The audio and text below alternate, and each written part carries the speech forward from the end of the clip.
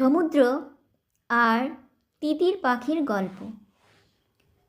একসময় সমুদ্রের ধারে এক গাছের ডালে বাস করত এক তিতির দম্পতি। তবে যে ডালে তাদের বাসা সেটা গাছটার বেশ নিচের দিকে। কিছুদিন পর তিতির বউয়ের ডিম পাড়ার সময় হলো। তাই সে পুরুষ তিতিরকে বলল, আমার ডিম পাড়ার সময় হয়েছে, তুমি গাছটার কোনো উঁচু ডালে একটা বাসা তৈরি করো, তাহলে অনেক বিপদ আপদ থেকে উদ্ধার পাবো। তার কথা শুনে পুরুষ তিতিরটি বলল, তুমি কি যা তা বলছো? আমরা যে বাসায় আছি সেটা কি বাসের উপযুক্ত নয়? নতুন করে আবার বাসা বানাবার কি দরকার? তখন তিতির বউ নিজের সন্দেহের কথা চেপে না রেখে বলল, তুমি নিশ্চয়ই লক্ষ্য করেছ জোয়ারের সময় কিভাবে সাগরের জল ফুলে ফেঁপে ওঠে। আমার ভয় হয় সমুদ্র আমার ডিমগুলোকে ভাসিয়ে না নিয়ে যায়। পুরুষ তিতির তখন বেশ উদ্ধত স্বরে বলল, কি বোকার মতো কথা বলছো? সমুদ্রের এত ক্ষমতা নেই যে আমার ডিমগুলোকে ভাসিয়ে নিয়ে যায়। সমুদ্র কিন্তু তার ঔদ্ধত্য আর স্পর্ধার কথা শুনতে পেল, আর তাতে সে গেল ভীষণ রেগে। সে ভাবল, ছোট্ট একটি পাখি, তার এত অহংকার আর এত সাহস, আমাকে কিনা চ্যালেঞ্জ জানায়।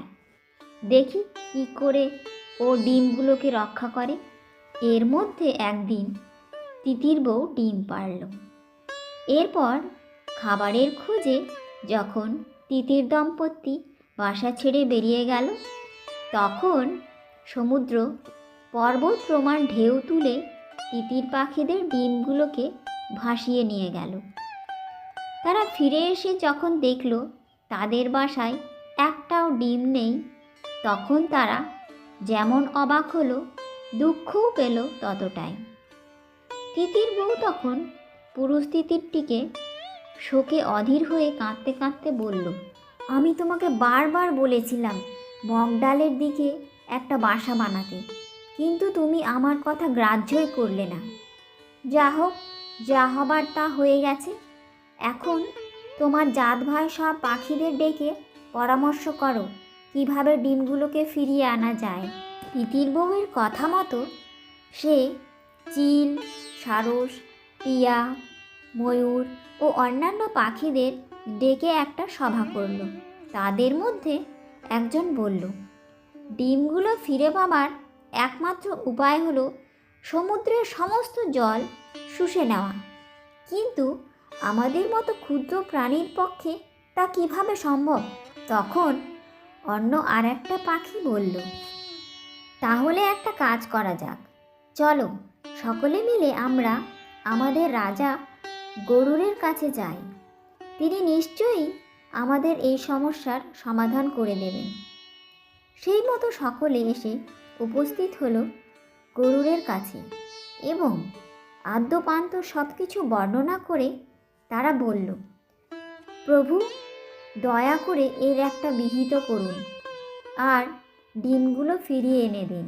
পাখিদের কথা শুনে গরুর খুব দুঃখ পেলেন। তিনি বললেন, সমুদ্রের এত দূর স্পর্ধা! আমি এই মুহূর্তে তার সমস্ত জল শোষণ করে নেব। তোমরা নিশ্চিন্তে চলে যাও, আমি খুব শিগগির ডিমগুলো ফিরিয়ে আনার ব্যবস্থা করছি। গরুর হলেন ভগবান বিষ্ণুর বাহন। তিনি তাকে প্রয়োজন মতো পিঠে করে বয়ে নিয়ে যান। গরুর তাকে সমুদ্রের অপকীর্তির কথা জানালেন। তার কাছে সব কিছু শুনে ভগবান বিষ্ণু হয়ে উঠলেন ভীষণ ক্রুদ্ধ। তিনি সমুদ্রকে ডেকে বললেন, তোমার এত সাহস! তিতিররা কোনো অন্যায় কাজ করেনি, তুমি তাদের ডিমগুলোকে ভাসিয়ে নিয়ে গিয়ে ভীষণ অন্যায় করেছ। এক্ষুনি ডিমগুলো তাদের ফিরিয়ে এনে দাও, না হলে তোমার সমস্ত জল শুকিয়ে ফেলব। এ কথা বলেই ভগবান বিষ্ণু তার অক্ষয় ধনুকে জুড়লেন ভয়ঙ্কর অগ্নিবাণ। তাকে তার ধনুকে অগ্নিবাণ জুড়তে দেখে সমুদ্র ভীষণ ভয় পেয়ে গেলেন এবং ঠকঠক করে কাঁপতে লাগলেন। তারপর তার কাছে হাত জোড় করে ক্ষমা চেয়ে তিতির পাখিদের ডিমগুলো ফিরিয়ে দিলেন।